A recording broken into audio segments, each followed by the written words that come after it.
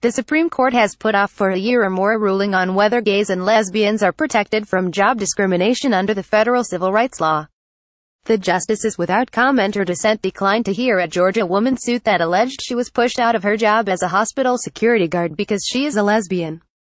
The Civil Rights Act of 1964 says employers may not discriminate on the basis of race, religion, and nationality.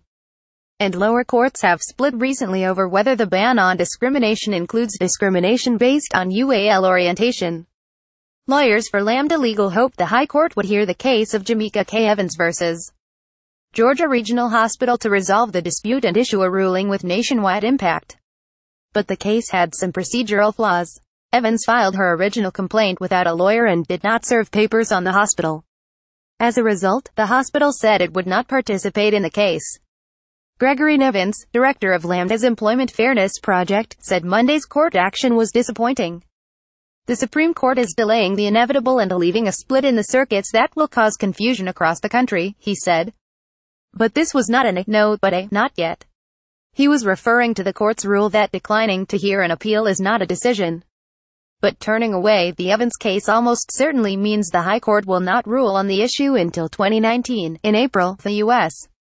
Seventh Circuit Court of Appeals in Chicago ruled Kimberly Hively could sue her employer under the federal civil rights law for allegedly discriminating against her because she is a lesbian. Her employer, Ivy Tech Community College in Indiana, denied discriminating against Hively but announced it does not intend to seek Supreme Court review. In September, the U.S. Second Circuit Court in New York heard the case of a skydiving instructor who was fired after telling customers he was gay.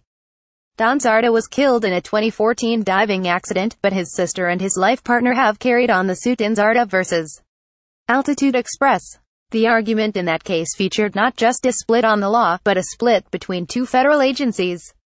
The U.S. Equal Employment Opportunity Commission, which enforces the job bias laws, argued for extending the 1964 law to forbid UAL orientation.